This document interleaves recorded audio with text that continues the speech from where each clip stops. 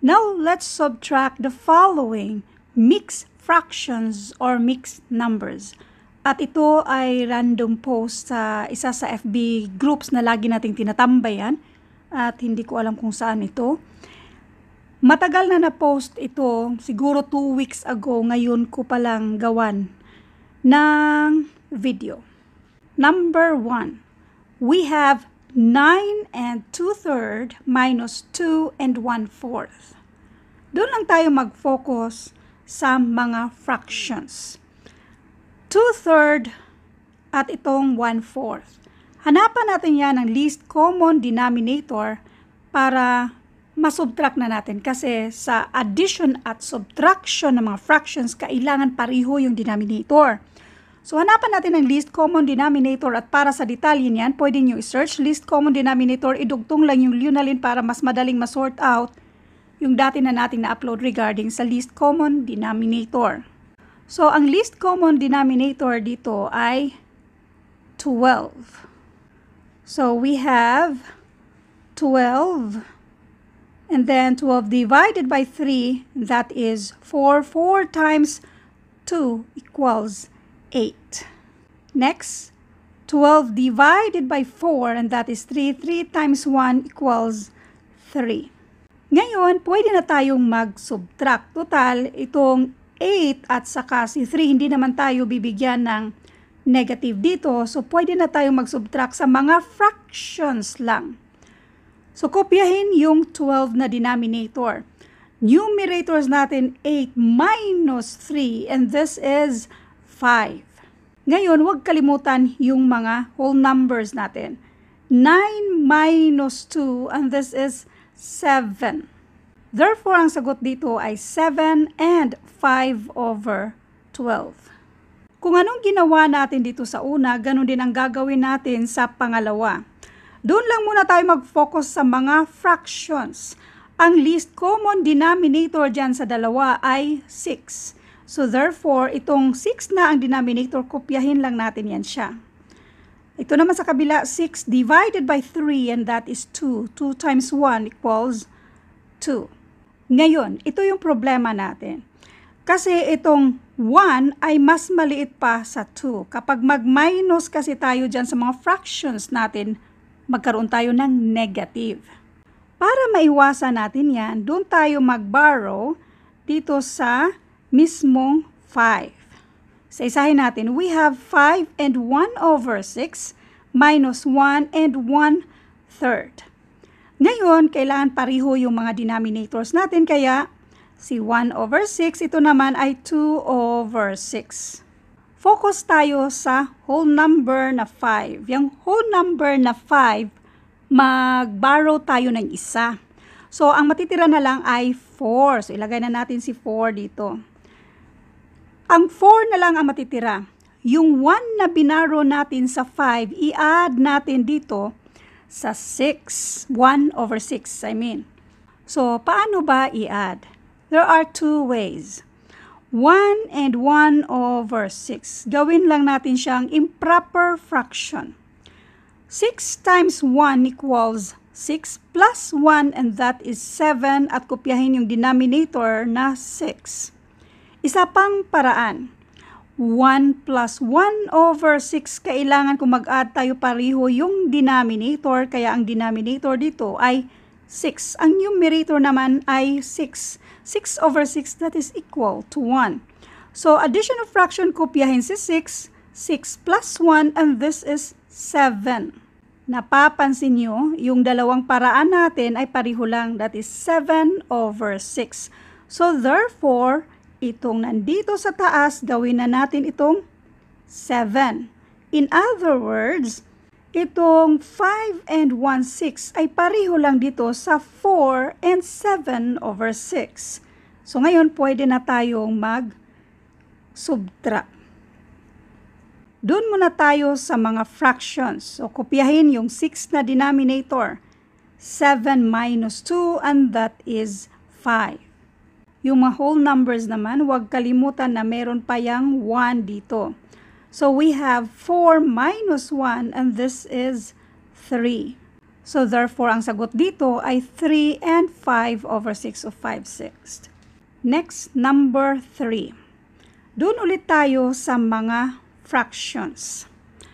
Ang least common denominator dito ay 42. So we have 42. 42 divided by 7, and that is 6. 6 times 5 equals 30. Then, 42 divided by 6, and that is 7. 7 times 2 equals 14. So ngayon, pwede na tayong mag-minus dito sa mga fractions natin. Hindi tayo mag-negative dito kasi si 30 ay mas malaki pa sa 14. So kopyahin natin si 42. 30 minus 14, and that is 16. Now, wag natin kalimutan yung mga whole numbers dito. We have 14. 14 minus 5, and this is 9. Hindi pa ito ang final answer kasi itong fraction natin ay kailangan natin yung simplify by finding the greatest common factor, which is 2. So, 16 divided by 2, and that is 8. 42 divided by 2, and this is 21. Kopyahin yung 9 sa whole number natin. Therefore, ito na yung sagot. 9 and 8 over 21. Next, kung naintindihan nyo yung 1, 2, 3 natin, ganun pa rin ang gagawin natin na doon tayo mag-focus sa mga fraction. Hanapan natin ng least common denominator at ang least common denominator dito ay 20. So we have 20 divided by 4, and that is 5. 5 times 1 equals 5. Next, 20 divided by 5, and that is 4. 4 times 3 equals 12. So ngayon yung mga numerators natin, 5 minus 12. Mas malaki kasi si 12. So, kailangan natin mag-borrow dito sa 8. So, we have 8 and 1/4 minus 2 and 3/5. So, yung mga fractions natin ay nagiging 5 over 20 at 12 over 20.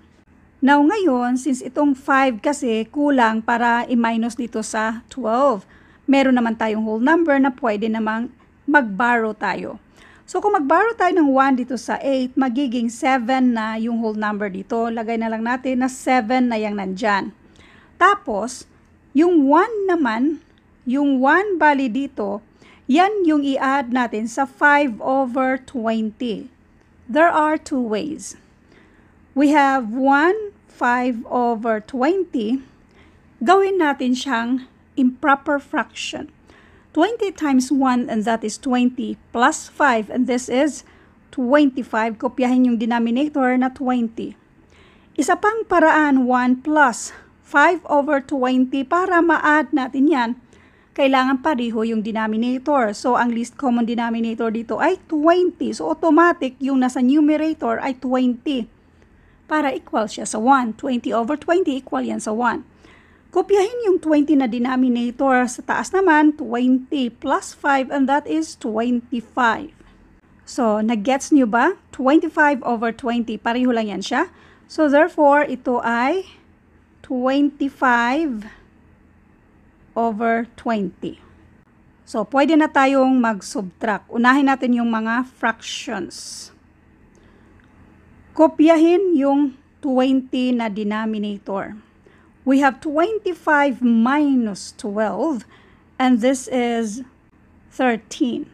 Huwag nating kalimutan yung whole number. Mayroon pa tayong 2 dito. So, we have 7 minus 2, and this is 5. Therefore, ang sagot dito sa number 4 ay 5 and 13 over 20. Next, number 5. Again, doon muna tayo sa mga fractions. Now, ang least common denominator dyan ay 30. Pero, bago yan, mas magandang itong, dito na muna tayo, 2 over 6. 2 over 6. Itong fraction na to ay malist natin yan by finding the greatest common factor, which is 2. 2 divided by 2, and that is 1. 6 divided by 2, and this is 3. In other words, pwede naman kasi 1/3 itong 2 over 6. So, kopyahin lang natin. This is 6 minus 1, 4 over 5. Now, maiba na yung least common denominator natin. Yung dati, binanggit ko na ang least common denominator ay 30. Ngayon, 15 na siya. So, we have 15. 15 divided by 3, and that is 5. 5 times 1 equals 5. 15 divided by 5, and that is 3. 3 times 4 equals 12. So, I hope mamaster nyo na kung paano ba mag-subtract ng mga mixed numbers or mixed fractions. Sipin nyo ha, dito muna tayo mag-focus. Diba 5 over 15 minus 12 over 15? Mag-negative kasi tayo dito kasi mas maliit itong 5 kaysa 12. Pwede naman kasi tayong mag-borrow mismo sa whole number dito galing sa 6. So, meron tayong mga whole number, 6 at yung 1. So, mag-borrow tayo sa 6. Therefore, itong 6 ay magiging 5 na lang. So, yung 1 naman, yan yung i-add natin dito. 2 ways. 1 and 5 over 15. 15 times 1 equals 15 plus 5, and that is 20. So, therefore, this is 20 over 15. Isa pang paraan. 1 plus 5 over 15. Kailangan pareho yung denominator. So, ang least common denominator dito sa dalawa ay 15. So, therefore, this is 15. Yung numerator ay dapat 15 din para equivalent siya sa 1. Kopyahin yung 15 na denominator, yung numerator 15 plus 5, and this is 20. Therefore, ang mangyayari ngayon ay gamitin natin itong 20 over 15. So, ngayon, yung 1 kasi, ina-add na natin yan dito. So, this will be, dito tayo. So, dito tayo. Ito ay 20. Huwag natin kalimutan na ang whole number dito ay 5 na ngayon. Tapos yung minus, tapos yung whole number na 1. So, pwede na tayo mag-subtract. Unahin lang natin yung mga fractions. Kopyahin yung 15 na denominator. Yung numerators dito, 20 minus 12. And this is 8, tapos 5 minus 1 equals 4. Kaya ang sagot dito sa number 5 ay 4 and 8 over 15. Next, dito tayo sa number 6. Bigyan ko kayo ng ibang paraan sa pag-solve nito. Maliban sa doon muna tayo mag-focus sa mga fractions. So, bigyan ko kayo ng ibang paraan. Gawin nating improper fraction. 4 times 3 equals 12 plus 2, and this is 14, kopyahin si 3 na denominator. Minus 4 times 1, and that is 4, plus 2, and that is 6. So, therefore, this is 6 over 4. Hindi pa natin yan ma-subtract kasi kailangan natin ng least common denominator, which is 12. So, we have 12 over 12 divided by 3, and that is 4. 4 times 14, that is 56. Next, 12 divided by 4, and that is 3. 3 times 6 equals 18. So, pwede na tayong mag-subtract. Kopyahin yung 12 na denominator. 56 minus 18, and this is 38. Itong 38 over 12, simplify muna natin ito by finding the greatest common factor, which is 2. So, 38 divided by 2, and this is 19. 12 divided by 2, and this is 6. Now, since improper fraction yan siya, simplify natin yan by i-divide, bali natin 19, gawin nating mixed number, divided by 6. Ilang 6 ba sa 19?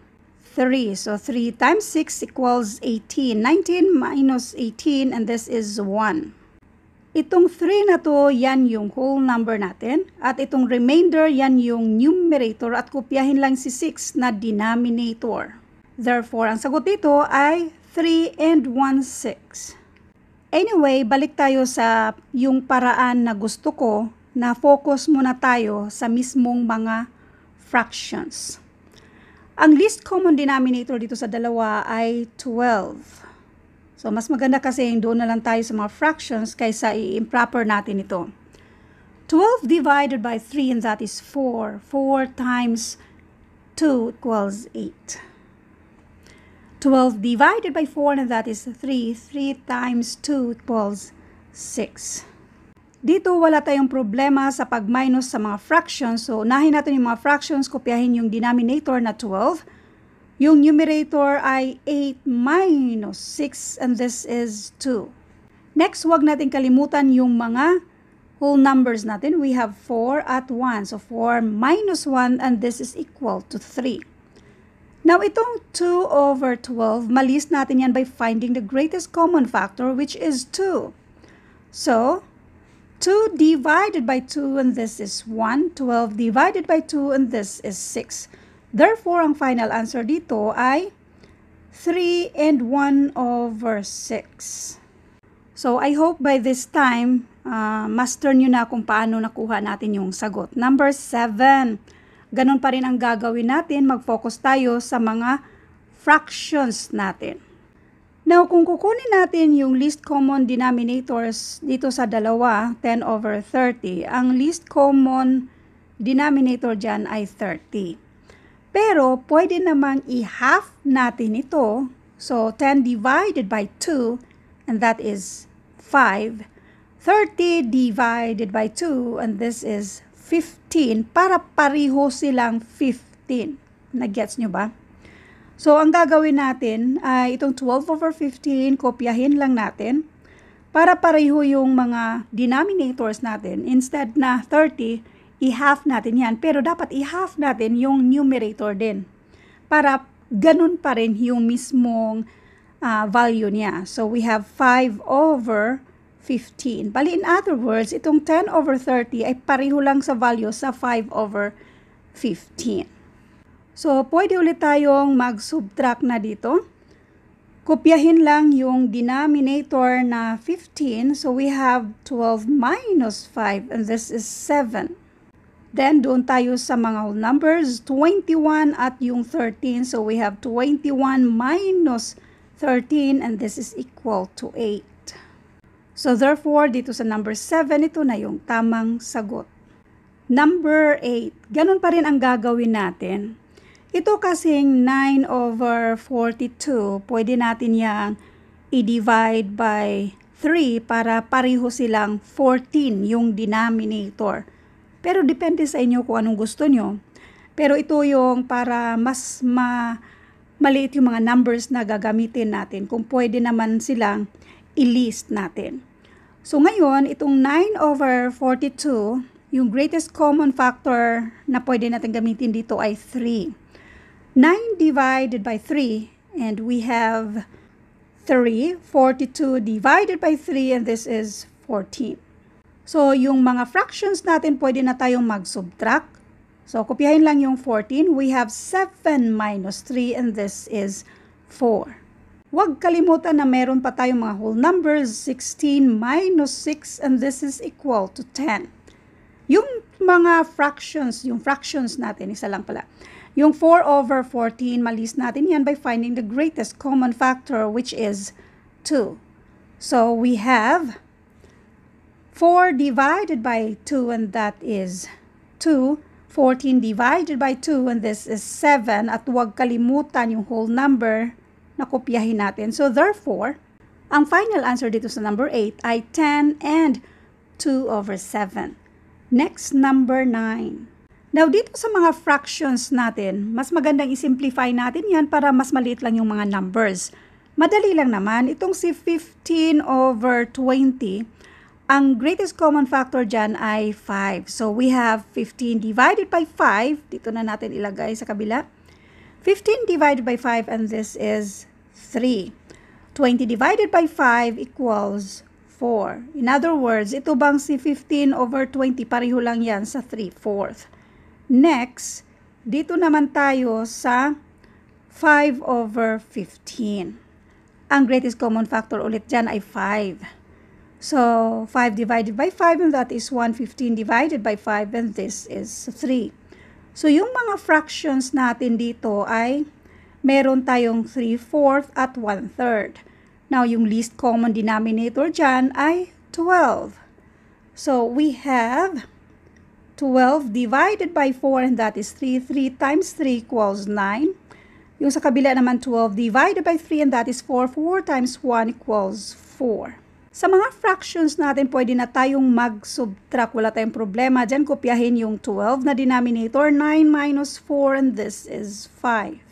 Huwag kalimutan na mayroon pa tayong mga whole numbers. 9 minus 2 equals 7. Therefore, ang final answer dito ay 7 and 5 over 12. Next, number 10. Dito ulit tayo sa mga fractions. Ang least common denominator dito ay 18. So, kopyahin lang itong 11 over 18. Tapos, dito sa kabila, 18 yung denominator. So, therefore, this is 18 divided by 9, and that is 2. 2 times 4 equals 8. So, ang ibig sabihin nito, yung 4 over 9 ay pareho lang yan sa 8 over 18. Pwede na tayong mag-subtract. So, kopyahin lang yung denominator na 18. Wala tayong problema sa mga numerators kasi madali lang ang 11 minus 8, and this is equal to 3. Huwag kalimutan na meron pa tayong mga whole numbers dito. 6 minus 1, and this is 5. Now, ngayon, itong 3 over 18 ay malist natin yan by finding the greatest common factor, which is 3. So, 3 divided by 3, and that is 1. 18 divided by 3, and this is 6. Kopyahin ulit si 5 na whole number natin. Therefore, ang tamang sagot dito ay 5 and 1, 6. Thank you for watching and all. I hope mayroon kayong naintindihan sa videong ito. Thank you and God bless.